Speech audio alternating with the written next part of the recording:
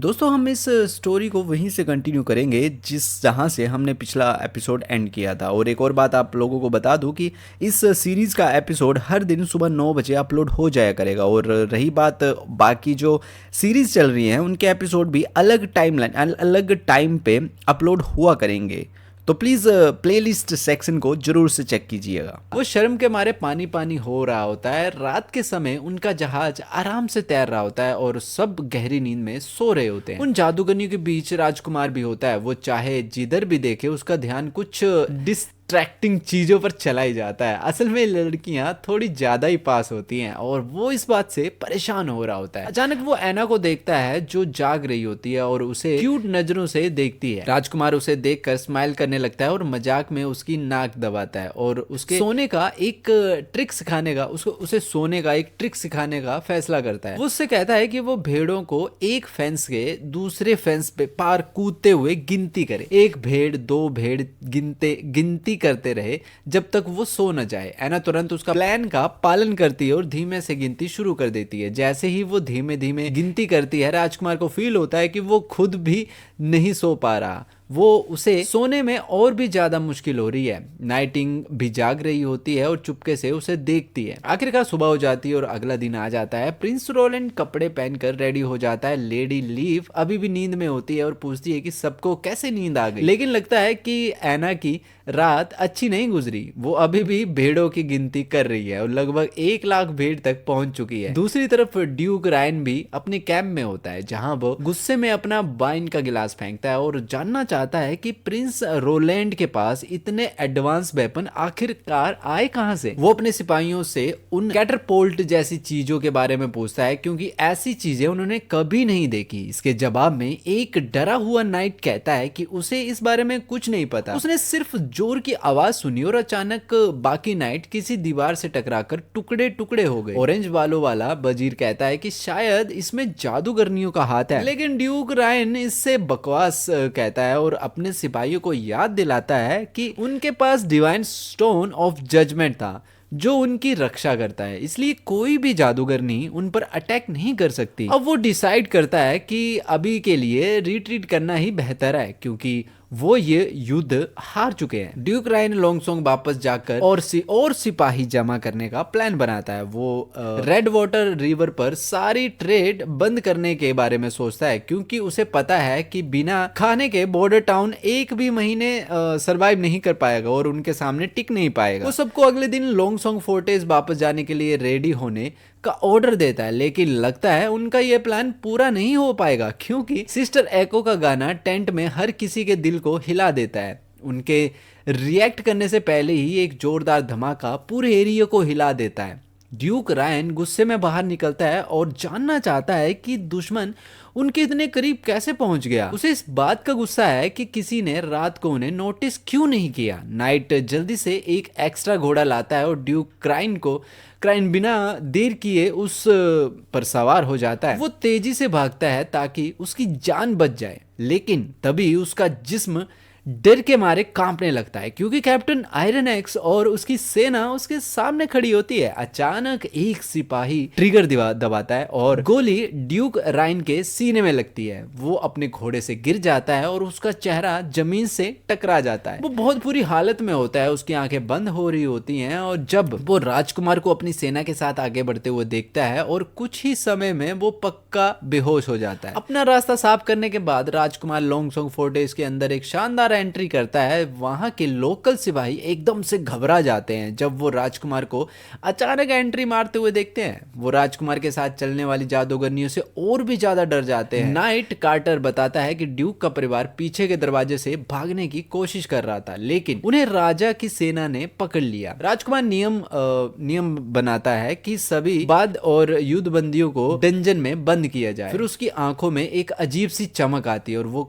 बोलता है कि पहले वो शरीर की तलाशी लेंगे। एना और नाइटिंग ये सुनकर हैरान हो जाती हैं और पूछती हैं कि ये कैसा अजीब शौक है। राजकुमार जल्दी से सफाई देता है और इसका मतलब खजाना लूटना था और कुछ नहीं। ये कहकर वो सब खजाना लूटने में बिजी हो जाते हैं। सबसे पहले वो 300 चमकते हुए गोल्ड रॉयले को हाथ लगाते हैं। इसके बाद उन्हें क्लियर वाटर पॉट पर एक खास pearl necklace, wolf heart kingdom के कुछ शानदार कपड़े और हर्मिस चर्च के गोल्ड स्टोन्स मिलते हैं। लेकिन असली खजाना तब मिलता है जब एक छुपा हुआ कमरा वो ढूंढ लेते हैं जिसमें चमकता हुआ सोना भरा हुआ होता है। इतना सारा खजाना देखकर राजकुमार के मुंह से लार टपकने लगती है। संदूकों में भरा हुआ खजाना देखकर वो सोचता है कि अमीर लोगों की जिंदगी कितनी बोरिंग होती है, लेकिन उसे इस बात से कोई प्रॉब्लम नहीं है क्योंकि पैसों से हर प्रॉब्लम सोल्व हो सकती है। तभी अचानक नाइटिंग कार्टर वहां आते हैं और बताते हैं कि हनीसकल फैमिली का एम्बेसडर पेट्रो पहले ही कैसल में पहुंच चुका है। राजकुमार ये सुन के हैरान हो जाता है क्योंकि उसे पेट्रो की इतनी जल्दी आने की उम्मीद नहीं थी। नाइट और बाकी लड़कियां जल्दी से सारा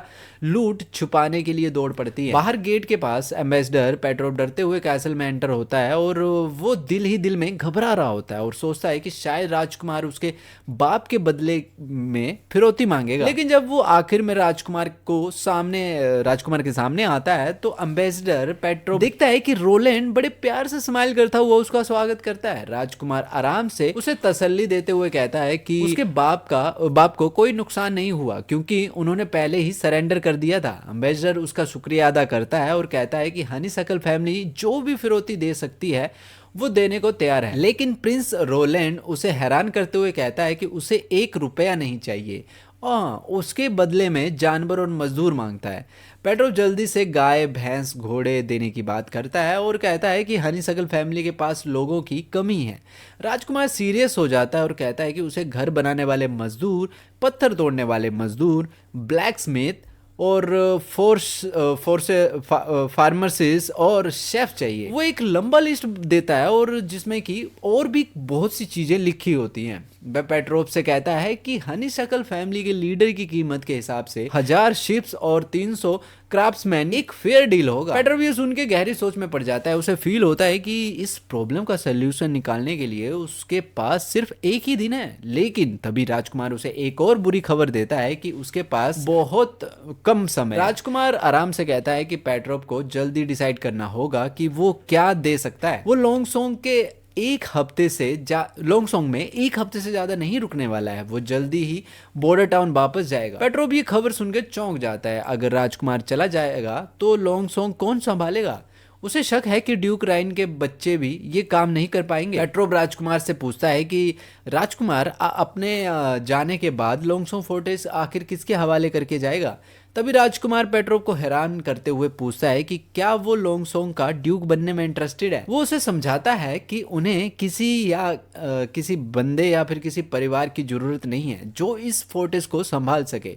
अगर हनीसकल फैमिली ये काम करना चाहती है तो उन्हें बॉर्डर टाउन को 30% सालाना प्रॉफिट और 1000 गोल्ड रॉयल्स के बराबर का सामान देना होगा। ये एक गोल्डन ऑफर होता है। पेट्रो सोच में डूब जाता है कि तभी राजकुमार आराम से उसके कंधे पे हाथ रखता है और कहता है कि हनीसकल फैमिली के लिए पावरफुल होने का ये एक गोल्डन चांस है और तो और पेट्रोप के लिए खुद को प्रूव करने का ये अच्छा चांस है।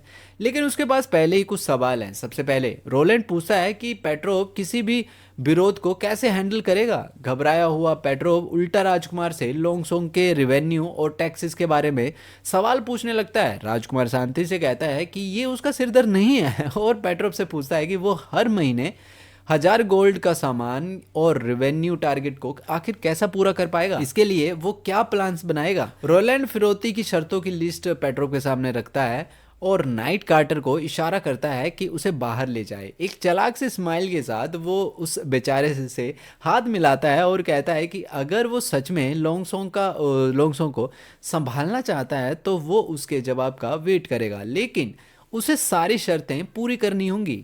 वो उसे ये भी याद दिलाता है कि वो अपने बाप की फिरौती के बारे में भी याद रखे। तभी नाइटिंग अचानक वहां आती है और इसे चुका देती है। वो बताती है कि एम्बेसडर काफी सच्चा और ईमानदार लग रहा है। प्रिंस रोलैंड थोड़ा शर्माते हुए लाल हो जाता है और जल्दी से अपनी नजरें हटा लेता है।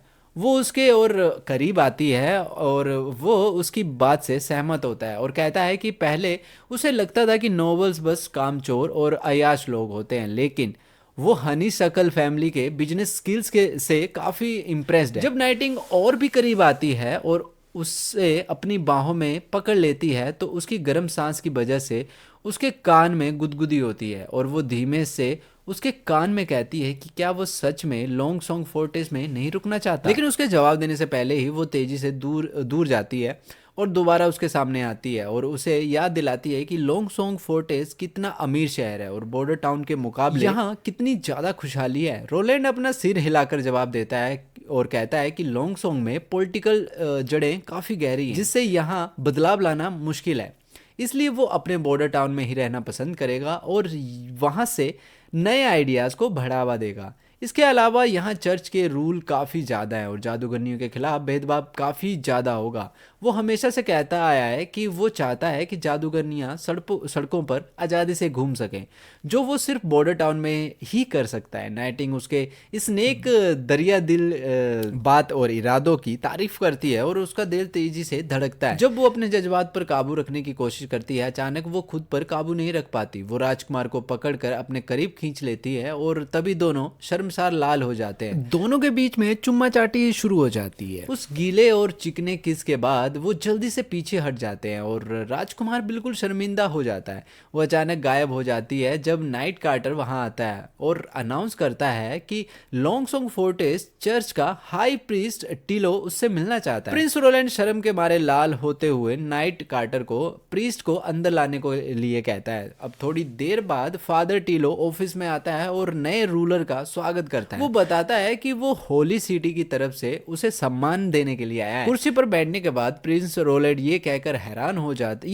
हैरान हो जाता है कि चर्च को ड्यूक राइन की मौत से कोई फर्क नहीं पड़ा और ना ही लॉन्ग सॉन्ग के नए रूलर से। प्रिंस इस बात को इग्नोर करते हुए कहता है कि चर्च पॉलिटिकल झगड़ों से दूर रहता है। जब तक बादशाह इंसाफ से राज करे और अपने लोगों की जिंदगी बेहतर करता रहे, उन्हें कोई प्रॉब्लम नहीं है। वो उसे एक शैतानी अंदाज में कहता है कि उन्हें इस बात से कोई भी फर्क नहीं पड़ता कि बादशाह कहां से आया है। अपने नॉर्मल स्टाइल में रोलैंड पूछता है कि क्या टीलो सिर्फ आशीर्वाद देने आया है। प्रीस्ट स्माइल करता है और कहता है कि ये तो बस शुरुआत है और उसके पास एक ऐसा प्रस्ताव है जो शायद रोलैंड का दिल जीत ले। प्रीस्ट रोलैंड को कहता है कि उसके देश को बढ़ाने में हेल्प करने के लिए तैयार है। रोलैंड उसे याद दिलाता है कि चर्च पॉलिटिकल झगड़ों और दुनियावादी झगड़ों से दूर रहता है। प्रीस्ट सफाई देते हुए कहता है कि वो ज्यादातर ऐसे कामों से दूर रहते हैं लेकिन हर चीज को इग्नोर नहीं कर सकते। वो बताता है कि टिमोथी और प्रिंसेस गार्सिया के बीच का झगड़ा सदर्न रीजन में हलचल मचा रहा है और चर्च एक ऐसे बादशाह का साथ देना चाहता है जिसके पास अच्छे मोरल वैल्यूज हो ताकि जल्दी से अमन कायम किया जा सके। वो रोलैंड के कामों की तारीफ करता है और कहता है कि वेस्टर्न रीजन में उसका नाम काफी फेमस हो गया है और सब इस बात को जानना चाहते हैं कि चर्च राजकुमार रोलैंड को आगे बढ़ने के लिए सपोर्ट करेगा या नहीं। लेकिन क्योंकि वो पॉलिटिकल मैटर्स में ज्यादा इन्वॉल्व नहीं होना चाहते, इसलिए वो उसकी सिर्फ कुछ चीजें देकर हेल्प कर सकते हैं। वो अपने कोट में हाथ डालता है और एक डिब्बा निकालकर फेंकता है और कहता है कि ये होली सिटी में बनी एक खास दवा है। वो राजकुमार से कहता है कि वो इसे चर्च की तरफ से एक नए रिश्ते के गिफ्ट के रूप में एक्सेप्ट करे। रोलैंड उत्सुकता से उस पिल को उठाता है और ध्यान से देखता है। प्रीस्ट उसे समझाता है कि लाल पिल थोड़ी देर के लिए डेमोनिक शक्ति देती है जबकि काली पिल दर्द सहने की शक्ति को ज्यादा तपन सहने की एबिलिटी देती है। प्रीस्ट के जाने के बाद रोलैंड सोच में पड़ जाता है कि आखिर चर्च उसके साथ दोस्ती क्यों करना चाहता है, उसकी सपोर्ट क्यों कर रहा है। रोलैंड नाइटिंग की तरफ मुड़ता है और पूछता है कि क्या वो बता सकती है कि प्रीस्ट सच में बोल रहा था या नहीं। वो बताती है कि उसके विचार पढ़ते समय उसे एक काला वॉइड दिखा था क्योंकि प्रीस्ट के पास डिवाइन स्टोन ऑफ जजमेंट था। फिर उन गोलियों को अपने फोग एबिलिटी से चेक करने के बाद वो कहती है कि उनके आसपास भी एक काली शक्ति है जो डिवाइन स्टोन ऑफ जजमेंट जैसा लगता है, लेकिन ये उसकी शक्तियों को उस जजमेंट स्टोन की तरह अफेक्ट नहीं करता। वो सजेस्ट करती है कि वो इन पिल्स का टेस्ट किसी ऐसे इंसान से कर सकते हैं जो पहले से ही मरने वाला हो ताकि उन गोलियों की असली शक्ति का पता चल सके। इस दौरान रोलैंड इस सोच में डूब जाता है कि चर्च उसे अपने भाई बहन के खिलाफ लड़वा कर बादशाह क्यों बनाना चाहता है। और वैसे भी सबको पता है कि गार्सिया का आर्मी बहुत शक्तिशाली है। उसने टिमोथी की आर्मी को पल भर में धूल चढ़ा दी। उसे यकीन है कि अपने भाई बहन के साथ ताज के लिए लड़ना ग्रे कासल को तबाह कर देगा, और वो सोचता है कि अगर वो अपने भाई या बहन के साथ लड़ने गया तो ग्रे कासल तबाह हो जाएगा। उसे इस बात का शक होता है कि शायद चर्च पूरे देश पर राज करना चाहता है। वो इन सब बातों को छोड़ देता है और लोंगसोंग फोर्ट्रेस को साफ करने का फैसला करता है। उसे ये भी लगता है कि उस खजाने का यूज करके वो बॉर्डर टाउन में मशीनरी और दूसरी चीजें आसानी से बना सकता है। अब सीन दिखाया जाता है 3 दिन बाद का, जहां पे राजकुमार अपनी सेना के साथ बॉर्डर लैंड्स में वापस आ निकलता है। नाइट कार्टर सोचता है कि क्या लोंगसोंग फोर्ट्रेस को हनीसकल फैमिली के हवाले करना सही फैसला है भी या नहीं। प्रिंस रोलैंड पूरे कॉन्फिडेंस के साथ कहता है कि वो कॉन्ट्रैक्ट तोड़ने की हिम्मत नहीं करेंगे। अगर उन्होंने ऐसा किया भी तो वो खुशी से लोंगसोंग को दोबारा हरा देगा। इसके अलावा उसे उनके बिजनेस स्किल्स पर काफी भरोसा है और वो उसे उम्मीद देता है कि लोंगसोंग को एक अच्छा बिजनेस सिटी बना देंगे। तभी ना दूर काम करते कुछ लोगों को देखती है और रोलैंड कंफर्म करता है कि ये लोंगसोंग से भेजे गए मजदूर हैं। वो बताता है कि ये लोग अपनी कई पीढ़ियों से जमीन पर काम कर रहे हैं और अपने मालिक के जुल्म और कंट्रोल के नीचे बहुत बुरा जीवन जीते हैं। ये कठोर सच्चाई एना को उदास कर देती है, लेकिन रोलैंड उसे तसल्ली देता है कि वो इन लोगों की बेसिक जरूरतों का ख्याल रखेगा और उन्हें आजाद करने की कोशिश करेगा। वो प्रॉमिस करता है कि आने वाले सालों में वो गुलामी को पूरी तरह खत्म कर देगा ताकि हर कोई खुशी से रह सके। अब जब उनका जहाज किनारे के करीब आता है तो राजकुमार को समुद्र के किनारे एक अजीब सी बदबू आती है, जिससे उसका चेहरा सफेद पड़ जाता है। जब उसे पता चलता है कि ये बदबू असल में गोबर की है तो वो तुरंत उल्टियां करने लगता है। उसके हाथ कांप रहे होते हैं और वो कार्टर से कहता है कि आज वो बॉर्डर टाउन के इतिहास का सबसे बड़ा फैसला लेने जा रहा है।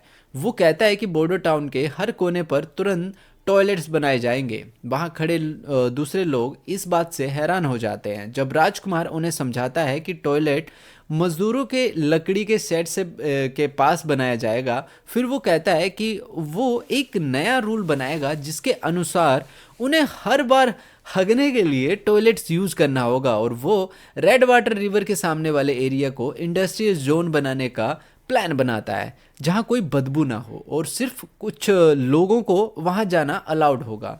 नाइट कार्टर सोच में पड़ जाता है कि आखिर राजकुमार क्या कह रहा है, क्योंकि उसे टॉयलेट्स के बारे में कुछ नहीं पता। वो हैरानी से पूछता है कि लोगों को एक स्पेशल जगह क्यों चाहिए जब वो बाहर खुले में भी ये काम कर सकते हैं। उसे लगता है कि लोग बदबू में काम करने के आदी हैं। राजकुमार उसकी बात समझता है और उसे ये फील होता है कि वो भी पहले हाइजीन को इग्नोर करता था, लेकिन अब वो टॉयलेट्स बनाने और लोगों को साफ सुथरा रहने का तरीका सिखाने के लिए रेडी है ताकि वो बीमारियों से बच सके। तभी एक बूढ़ा वजीर बीच में बोलता है और पूछता है कि वो सारे गोबर का क्या करेंगे। राजकुमार कहता है कि वो खेती के लिए फर्टिलाइजर के रूप में यूज करेंगे।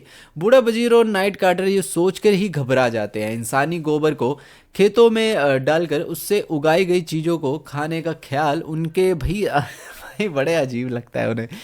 उन्हें इतना बुरा लगता है कि वो एकदम उल्टियां करने लग जाते हैं। जब वो उल्टियां करने के बाद खुद को संभालते हैं तो राजकुमार उन्हें समझाता है कि गोबर खेती के लिए फर्टिलाइज के रूप में यूज किया जा सकता है। और तो और सिस्टर लीफ के मैजिकल सीड्स भी काफी काम आएंगे जो फसलों की पैदावार को काफी बढ़ा देंगे। जब वो ये सब कह रहा होता है तो लेडी लीफ को राजकुमार के कमरे से ऊंची आवाजें सुनाई दे रही होती हैं जो गुस्से से उन दोनों को बाहर जाकर उल्टी करने के लिए कह रहा होता है। अब रात को जब राजकुमार सो रहा होता है तो नाइटिंग उसे चादर से ढकने के लिए आती है। हर बार जब वो उसे देखती है तो उसकी आंखों में एक प्यार भरी फीलिंग आती है। वो तुरंत वहां से गायब हो जाती है और अपने कमरे में वापस आ जाती है।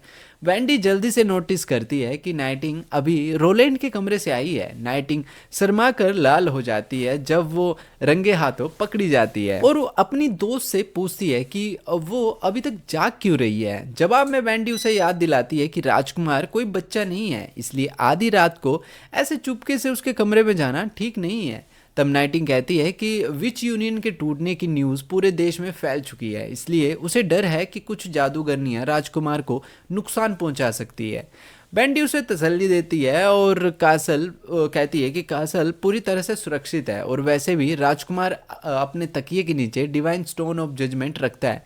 जब नाइटिंग कपड़े बदलने लगती है तो उसकी दोस्त उसे याद दिलाती है कि वो जादूगरनियां हैं और बच्चे पैदा नहीं कर सकती। ये सुनते ही वो शर्माते हुए इस बात को मानती है, लेकिन उसे याद आता है कि राजकुमार ने एक बार कहा था कि उसे जादूगरनी से शादी करने में कोई प्रॉब्लम नहीं है और उसे यकीन है कि वो ऐसा ही करेगा। अब फ्रेश होने के बाद नाइटिंग अपने बिस्तर पर लेट जाती है और वेंडी से चर्च के बारे में कुछ बताने के लिए कहती है। उसकी दोस्त पूछती है कि उसे अचानक चर्च से क्यों लगाव हो रहा है, तो नाइटिंग बताती है कि आज एक हाई प्रीस्ट ने राजकुमार से मीटिंग की थी। उस प्रीस्ट ने राजा को कहा कि वो उसे महाराज बनाने में हेल्प करेगा। हालांकि राजकुमार उसके ऑफर को इग्नोर कर रहा था, फिर भी उस प्रीस्ट ने 2 अजीब सी गोलियां दी थीं जो उसके कहने के अनुसार होली सिटी के प्रेयर रूम में बनाई गई हैं। नाइटिंग पूछती है कि क्या उसे इन गोलियों के बारे में कुछ पता है, क्योंकि उसने भी अपना बचपन चर्च में बिताया है। बेंडी बताती है कि उसे ज़्यादा तो कुछ पता नहीं, लेकिन क्योंकि ये एबी के चारों तरफ ऊंची दीवारें हैं तो वो सिर्फ आसमान देख सकती थी। वहाँ उस जैसी काफ़ी छोटी लड़कियाँ थीं जो ये भी नहीं जानती थी कि वो कहाँ से आई हैं। वहाँ अनाथ बच्चियाँ भी थीं जिन्हें चर्च ने अपनाया था और कुछ को तो उनके माँ बाप ने बेच दिया था। वहाँ उसने गाना और पढ़ना लिखना सीखा, लेकिन जब वो बड़ी हुई तो उसे एबी से निकाल दिया गया। अपने अतीत की बात करते हुए बैंडी का शरीर डर के मारे कांपने लगता है। नाइटिंग तुरंत उसे गले लगाती है ताकि उसे तसल्ली दे सके और बैंडी भी अपनी दोस्त के गले लग जाती है। वो अपने अतीत के बारे में और भी बता रही होती है कि उसने वहाँ लगभग 10 साल बिताए थे जब तक वो दिन नहीं आया जो उसकी ज़िंदगी का सबसे डरावना दिन था। उस दिन उसकी टीचर उसे ज़बरदस्ती एक जेल के सेल में ले गई थी, जहाँ उसे एक कमरे में फेंक दिया गया जिसमें धीमी धीमी रोशनी जल रही थी। उसकी टीचर एक कठोर औरत थी जिसने बैंडी को अंदर फेंका और उसे चेतावनी दी कि वो कोई सवाल ना करे और बस चुपचाप लेटी रहे। ये कठोर शब्द सुन के उसका दरवाजा जोर से बंद कर दिया गया और बेचारी पड़ी बैंडी अंधेरे में अकेला छोड़ गई। जब बैंडी ने चारों तरफ देखा तो उसे अजीब सा डर फील होने लगा। वहां कुछ लोग हाथों में चाबुक लिए खड़े होते थे जो पहले से ही एक और लड़की को बुरी तरह से पीट रहे होते। जब वो बैंडी की तरफ ध्यान देते हैं तो उसके शरीर में एक सर्दी सी दौड़ जाती है। ये गंदे लोग एक और शिकार के मिलने से बहुत खुश हो जाते हैं क्योंकि वो दूसरी लड़की दर्द से बेहोश हो चुकी होती है। वो लोग वेंडी की तरफ मुड़ते हैं और वो शैतानों की तरह उसके करीब आते हैं और उनकी आंखों में गंदगी साफ दिखाई दे रही होती है। उनके लिए वो बस एक आम लड़की है जिसका शरीर यूज करने के लायक हो चुका है। वो तुरंत उस पर झपटते हैं और उसके लंबे बालों को पकड़ते हैं। वेंडी के चेहरे पर आंसू अपने आप बहने लगते हैं। एक जालिम उसे दरवाजे के साथ लगाता है और वो अपना हाथ उसके मुंह पर रखता है और उसे चेतावनी देता है कि वो शोर न मचाए, ये सब जल्दी ही खत्म हो जाएगा। जब ये गंदा आदमी अपना हाथ उसकी स्कर्ट के नीचे डालता है तो बैंडी का दिल टूट जाता है और उसकी आंखें सन्न हो जाती हैं, जबकि वो गंदा आदमी अपना मजा ले रहा होता है। अचानक एक वन पंच मैन वाला मुक्का उसके चेहरे पर लगता है और जिससे उसकी गर्दन टूट जाती है और वो जमीन पर गिरता है। अगले पल उसके आसपास खून जमा हो जाता है। ये पावरफुल पंच उसी लड़की ने मारा था जो बहुत देर से उनके जुल्म सह रही होती थी। उसे अपनी जंजीरें तोड़ने में एक भी पल नहीं लगा। तभी दूसरा आदमी उस पर झपटता है, लेकिन वो लड़की एक जोरदार मुक्का उसके पेट में घुसा देती है।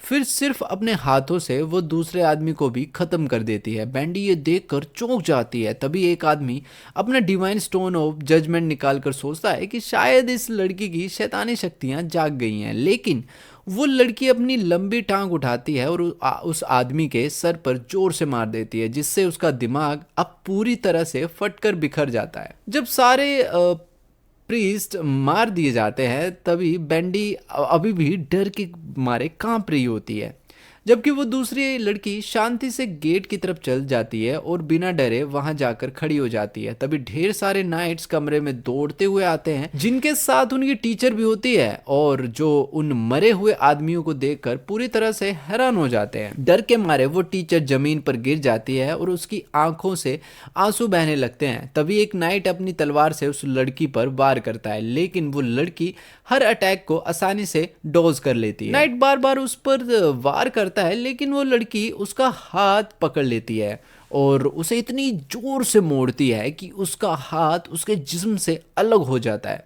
दरवाजे के पास खड़ा दूसरा सिपाही देखकर दंग रह जाता है। बिना एक पल गवाए वो लड़की उछलती है और उसके भी पल भर में टुकड़े टुकड़े कर देती है।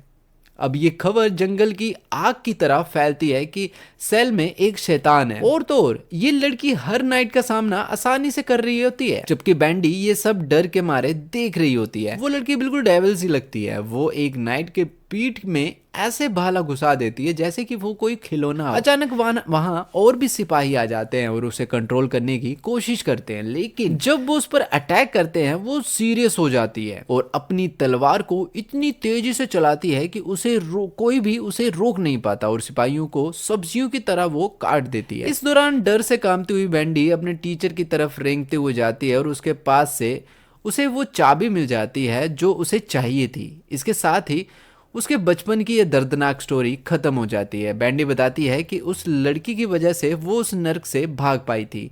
जाते समय उसने मरे हुए लोगों से कुछ सिल्वर कॉइन्स चुराए थे, जिनकी वजह से वो कुछ टाइम तक सीमेंट रीजन में भटकती रही। 2 साल बाद उसकी पावर्स भी जाग उठी। वो एक जादूगरनी बन गई और उसके बाद की कहानी सबको पता ही है। बैंडी कहती है कि उसने बाद में सुना था कि चर्च ने उस एक्सीडेंट को छिपाए रखा और कहा कि वहां अचानक आग लग गई थी, इसलिए सब लोग मर गए।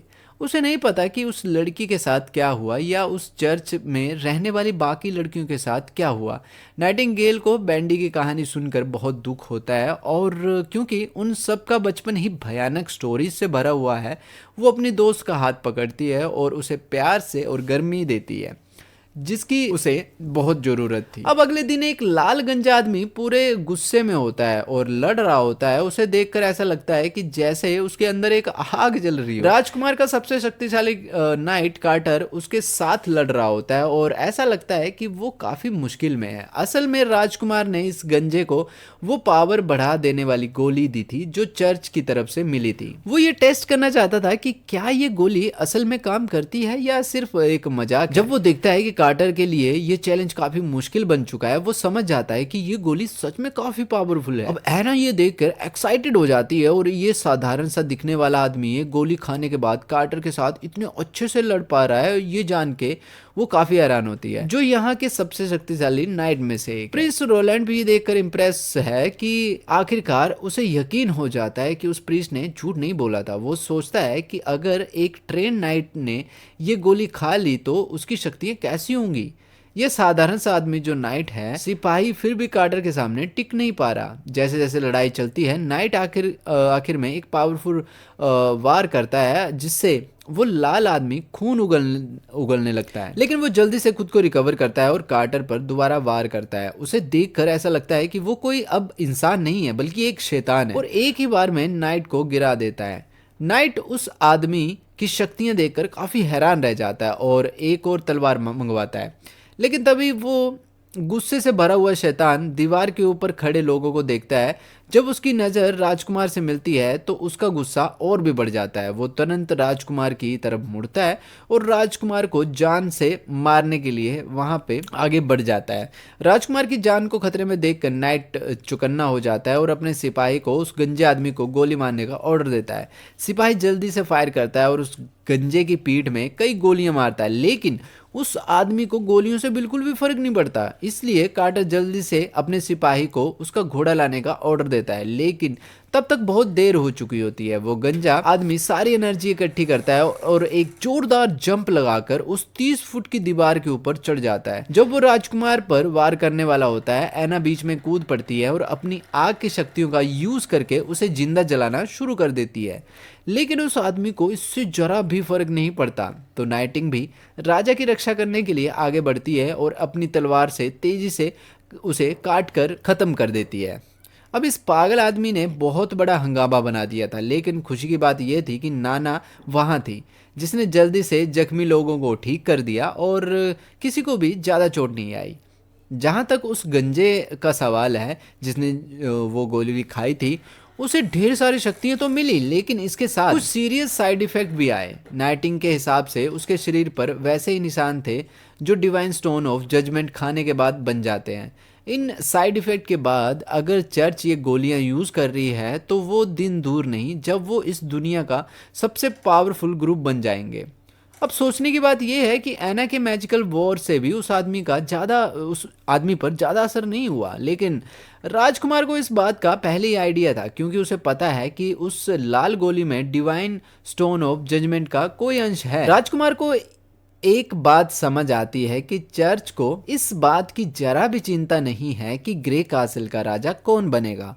वो बिना सोचे समझे गोलियां बेच रहे हैं। इसका मतलब ये है कि उनके पास इस गोली से भी ज़्यादा शक्तिशाली कुछ है, इसलिए उन्हें इस बात की परवाह नहीं है कि अगर कोई इन गोलियों का यूज़ करके उन पर अटैक भी कर दे। इस साल राजकुमार का पहला प्लान था कि वो ज्ञान, खेती और प्रोडक्शन पर ध्यान देगा, लेकिन अब वेपन रिसर्च और डेवलपमेंट उसकी पहली प्रायोरिटी बन गई है। वो ब्रीच लोडर वेपन्स बनाने का प्लान बना रहा है क्योंकि वो बनाना आसान है। और रही बात कार्टेज की, तो उसे सिर्फ इतना पता है कि उनमें कुछ मर्क्यूरी फुल मैनेट जैसी चीज़ का यूज़ होता है।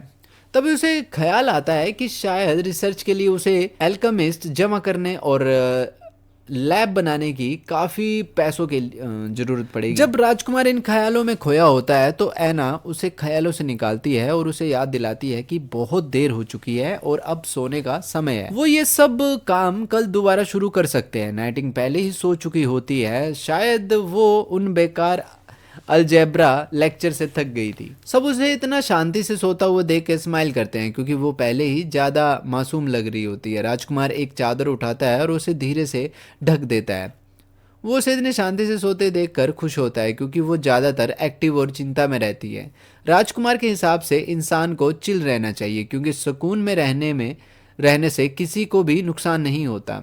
इस दौरान एना अपने कमरे में अपनी जादुई शक्तियों का यूज़ करके पानी गर्म करती है।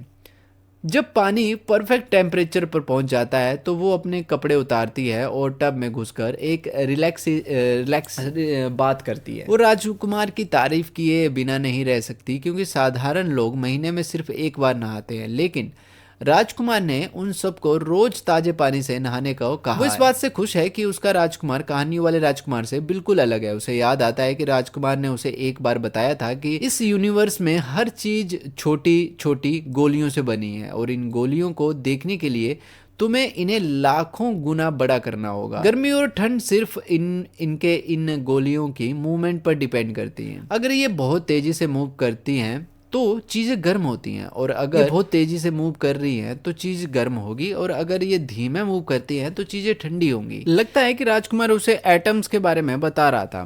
एना क्यूरियस हो जाती है और अपनी हरी आग के अंदर झांक कर इन गोलियों को देखना चाहती है। वो पूरे फोकस के साथ कंसंट्रेट करती है और कहीं अंतरिक्ष में चली जाती है जहां ग्रीन एनर्जी उसके चारों तरफ घूमने लगती है और उसे समझ नहीं आ रहा होता है कि ये आखिर हो क्या रहा है। जब वो वापस रियलिटी में आती है तो देखती है कि उसके मैजिक का कलर अब ग्रीन से रेड हो गया है, लेकिन मुझे अभी भी समझ नहीं आ रहा है कि ये सब क्या है। जल्दी ही अगली सुबह हो जाती है। रोलैंड एक गहरे सपने में खोया हुआ होता है जिसमें वो टैंक्स और जहाजों के साथ युद्ध लड़ रहा होता है। अपने सपने में वो रोबोट्स और नई टेक्नोलॉजी के वाले वेपन्स के साथ दुनिया जीत रहा होता है। अचानक नाइटिंग की आवाज उसके इस शानदार सपने को तोड़ देती है और वो नींद से उठ जाता है। उठते ही वो पहला सवाल ये करता है कि क्या कोई जादूगरनी आई है। उसका पहला सवाल यही होता है कि क्या कोई नई जादूगरनी आई है। इस पे नाइटिंग जवाब देती है कि ऐसा नहीं है और उसे याद दिलाती है कि एना की शक्तियां एक बार फिर बदल गई हैं।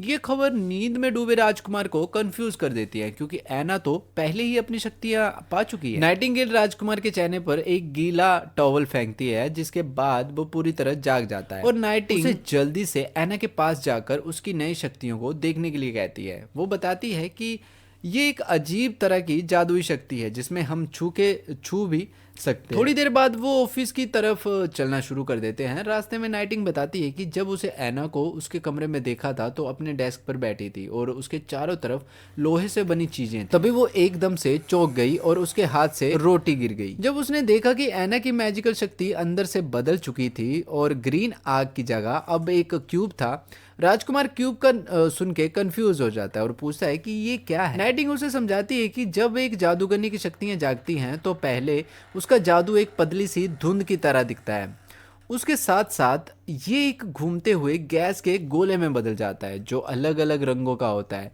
बैंडी का जादू सफेद कलर का है, लेडी लीप का ग्रीन है। एना के पास हमेशा से बहुत सारी मैजिकल पावर थी जो मैच्योरिटी के बाद भी और भी ज़्यादा बढ़ गई और उसका रंग ग्रीन था। लेकिन अब उसकी मैजिकल पावर एक छोटे से क्यूब की शक्ल में बदल गई है जो किसी सॉलिड चीज जैसा लगता है। जब सब ऑफिस में इकट्ठा हो जाते हैं, एना तुरंत राजकुमार की तरफ मुड़ती है और बिना किसी देरी के वो पूछती है कि आखिर ये सब क्या है। एना बताती है कि कल रात वो क्लास में सीखी हुई बातों पे सोच रही थी कि ये पूरी यूनिवर्स छोटी छोटी गोलियों से बनी है। उसने अपने ग्रीन मैजिकल पावर को इन छोटी गोलियों के रूप में इमेजिन यानी कि सोचा और फिर उसने इन गोलियों को जोड़ने वाली जंजीरों के साथ छेड़खानी शुरू की। उसने उन्हें नए तरीके से जोड़ा जिससे उसकी आग एक काली चीज में बदल गई। अब वो अपने दिमाग से इसे कंट्रोल कर सकती है और इसका यूज करके वो लोहे को भी काट सकती है। अपने मैथ के स्किल्स का यूज करके उसने एक परफेक्ट स्कायर भी बनाया। वो उम्मीद करती है कि राजकुमार उसे इस नए अचीवमेंट के बदले में प्यार देगा। राजकुमार उसे कहता है कि वो अपनी नई शक्तियों को उसे सबके सामने दिखाए। ठीक उसी समय वो अपनी काली शक्तियों को समन करती है। जब राजकुमार पूछता है कि क्या वो इसका शेप बदल सकती है, वो अपनी उंगलियां घुमाती है और पल भर में वो ब्लैक मैजिक एक क्यूब में बदल जाता है जिसे देखकर सब हैरान हो जाते हैं। फिर वो अपनी शक्तियों को वापस मोड़ लेती है और उन्हें धागों के रूप में बदल देती है। राजकुमार उन्हें छूने की कोशिश करता है और हैरानी देखता है कि वो उन्हें छू सकता है। वो पूछता है कि क्या वो इन्हें और पतला कर सकती है। एना हाँ में सिर हिलाती है लेकिन चेतावनी देती है कि ये धागे इतने तेज हैं जो भी इन्हें छुएगा वो उसे काट देंगे। भले ही ये नाजुक और पतले दिखते हैं लेकिन ये काफी पक्के हैं और तो वो इन धागों के अलग अलग हिस्सों का टेम्परेचर कंट्रोल कर सकती है। राजकुमार को लगता है कि उसका अंदाजा सही था, जादू बस एक और तरह की एनर्जी है और ये सब इस बात पे डिपेंड करता है कि एक जादूगरनी इस एनर्जी को कैसे चैनल और कंट्रोल करती है। उस एनर्जी को कई तरह से यूज किया जा सकता है और ये सब इस बात पे डिपेंड करता है कि एक जादूगरनी अपनी एनर्जी को कितनी अच्छी तरह से यूज कर सकती है और कितना अच्छा सोच सकती है। ये बात वैसे ही है जैसे किसी को एयरप्लेन के बारे में समझना जिसने कभी एयरप्लेन देखा ही नहीं। जादू की सिर्फ वही सीमाएं हैं जो एक जादूगरनी जानती है। जितना ज़्यादा वो दुनिया के बारे में समझती जाती है उतना ही उनका मैजिक शक्तिशाली होता जाता है। एना ने ये समझ लिया है कि हर चीज़ छोटे पार्टिकल से बनी है और इस बात ने उसे ये समझने में हेल्प की कि उसकी आग कैसे काम करती है और ये पार्टिकल एक दूसरे के साथ कैसे जुड़ते हैं। इसलिए अब वो इन पार्टिकल्स को नए रूप में बदल सकती है और आखिर में राजकुमार उसे एक प्यार भरी थपकी देता है क्योंकि उसने ये काम बहुत अच्छे से किया। फिर वो सबसे कहता है कि उसने डिसाइड कर लिया अब से बीच यूनियन का हर मेंबर स्टडी क्लासेस अटेंड करेगा। ये सुनकर सब हैरान हो जाते हैं और राजकुमार स्क्रल को सबका टीचर बना देता है। वो सोचने लगती है कि क्या वो उस रोल को संभाल सकती है, जबकि नाइटिंगेल जो ज़्यादा पढ़ने वाली बंदी नहीं है चुपके से निकलने की कोशिश करती है लेकिन राजकुमार की एक तीखी नज़र से वो वहीं रुक जाती है। सिस्टर मून भी अपनी एबिलिटी के बारे में चिंता करते हुए कहती है कि क्या वो ये नई जिम्मेवारी निभा पाएगी। राजकुमार उसे यकीन दिलाता है कि ज्ञान उनकी शक्तियों को बढ़ा सकता है और एक नए स्किल दे सकता है। वो कॉन्फिडेंस के साथ अनाउंस करता है कि वो हर मंडे से फ्राइडे तक डिनर के बाद पढ़ाई करेंगे और शुरुआत एबीसीस यानी पढ़ने और लिखने से होगी। वो कहता है कि पढ़ाई उनका फ्यूचर बदल सकती है लेकिन लगता है नाइटिंग अब इससे खुश नहीं है। अगले सीन में हम देखते हैं कि प्रिंस रोलैंड एक नाइट को बताता है कि वो मुर्गी और बतख का एक पोल्ट्री फार्म शुरू करने जा रहा है। वो पश्चिम के बॉर्डर पर कुछ जमीन इस फार्म के लिए अलॉट करता है और नाइट को ये भी कहता है कि वो दूसरों को भी जानवर पालना सिखाए। वो चेतावनी देता है कि अगर ये फार्म सफल नहीं हुआ तो उसे स्लोप माइंस में काम करने भेजा जाएगा। जब ये नाइट चला जाता है तो राजकुमार अगले बंदे को बुलाता है। तभी नाइटिंग बोल पड़ती है कि वो पूछती है कि नाइट को जानवर पालने का काम क्यों दिया जा रहा है जबकि उन्हें कुछ बेसिक ज्ञान वाले टीचर को बनाने के लिए यूज करना चाहिए। राजकुमार उसे समझाता है कि सब नाइट का कोई ना कोई साधारण हॉबी होती है क्योंकि उन स्किल की डिमांड भी है, इसलिए उसने सोचा है कि उन्हें वही करने दिया जाए जिसमें वो बेस्ट हैं। नाइटिंग अगले नाइट को बुलाती है और वो तुरंत आगे बढ़ता है। ये आदमी काफ़ी पढ़ा लिखा और नोबल लगता है। वो अपना नाम फरला नेल्टेक बताता है। उसे इस बात की बहुत खुशी है कि रोलैंड लोंगसोंग फोर्टेस का राजकुमार बन गया है। वो राजकुमार का शुक्रिया अदा करता है और कहता है कि अगर उसकी ज़रूरत हो तो वो किसी भी टाइम उसे बुला सकते हैं। राजकुमार ये देखकर हैरान होता है कि ये आदमी जो ड्यूक रायन का नाइट है उसे इतनी वफादारी दिखा रहा है।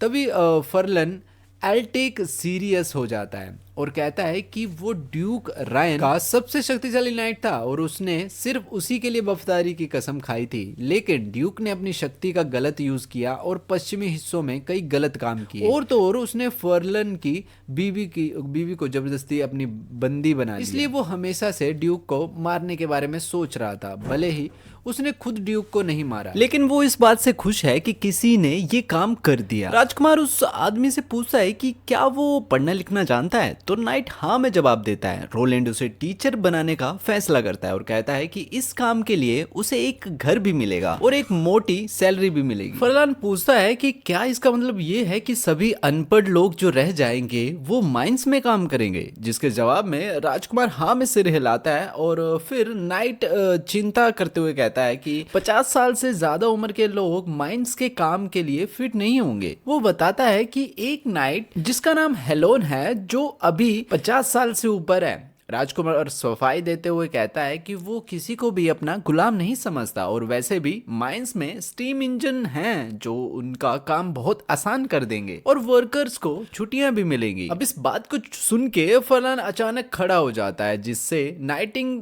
थोड़ा घबरा सी जाती है, लेकिन वो सिर्फ ये बताता है कि उसके परिवार के पास एक खजाने का मैप है जो पीढ़ियों से चला आ रहा है। मैप के हिसाब से खजाना मिस्टी फॉरेस्ट में है जो यहाँ से नॉर्थ वेस्ट में है और उसे लगता है कि राजकुमार ही वो इकलौता इंसान है वेस्टर्न टेरिटरीज में जो वहां जा सकता है। वो बताता है कि उसके बाप ने कभी उसे वो मैप छूने भी नहीं दिया था, लेकिन उसने चुपके से उसे देखा और चुरा लिया क्योंकि वो उस खजाने को ढूंढना चाहता था। उस मैप में बनी तस्वीरें कई सालों से नहीं मिटी, जिससे एक बात तो साफ हो जाती है कि ये किसी साधारण चीज से नहीं बनाया गया। जब वो मैप उसके हाथ लगा तो उसने चुपके से अपना घर छोड़ दिया ताकि खजाने की खोज शुरू कर सके, लेकिन ड्यूक का नाइट बनने के बाद उसके प्लान्स रुक से गए। वो राजकुमार से रिक्वेस्ट करता है कि वो उस मैप पर गौर करे और पुराने नाइट हेलोन का भी ख्याल रखे। नाइटिंग राजकुमार को यकीन दिलाता है कि ये आदमी बिल्कुल सच बोल रहा है, जिससे रोलैंड उसकी रिक्वेस्ट एक्सेप्ट करते हुए मैप को देखने के लिए मान जाता है। जब राजकुमार उस मैप को देखता है तो वो अचानक दंग हो जाता है, उससे देख हैरान हो जाता है क्योंकि ये निशान एक जगह की तरफ इशारा करता है जिसका नाम टिकीला है। स्क्रल कहती है कि अगर ये मैप गलत नहीं है तो ये एक अद्भुत कोइंसिडेंस हो सकता है क्योंकि इस मैप के निशान पुरानी किताब में लिखे गए स्थानों से मिल रहे हैं। अब इस बात से कंफर्म हो जाता है कि चर्च ने एक बार पहाड़ों में एक शहर बनाया था ताकि वो डीमंस के खिलाफ लड़ सके, लेकिन ये बात समझ नहीं आती कि चर्च ने अपने इतिहास का ये हिस्सा आखिर छिपाया क्यों? अगर टिकीला में भी ईस्टर्न फॉरेस्ट जैसी अंडरग्राउंड डंजन है तो शायद उन्हें इस बात से कुछ सुराग मिल सकते हैं कि चर्च डीमंस के इतिहास को आखिर छुपाता क्यों है, उनके साथ पुराने युद्ध क्यों लड़े गए और वो जादूगरनियों के पीछे आखिर क्यों पड़े हैं। नाइटिंग डिसाइड करती है कि वो उस नाइट फरन के घर जाकर और खोज करेगी। हो सकता है कि वहां उसे कोई और भी सुराग मिल जाए, लेकिन राजकुमार उसे चेतावनी देता है कि ये कोई अच्छा आइडिया नहीं है। अगर कोई फैमिली किसी खजाने के मैप की रक्षा करता है तो उनके घर में शायद डिवाइन स्टोन ऑफ जजमेंट भी होंगे, क्योंकि वो अभी टिकीला नहीं जा सकते। तो वो सुजेस्ट करता है कि इस एडवेंचर को फ्यूचर के लिए छोड़ दिया जाए। वो ट्रायंगल वाली जगह लगभग 50 किलोमीटर दूर है।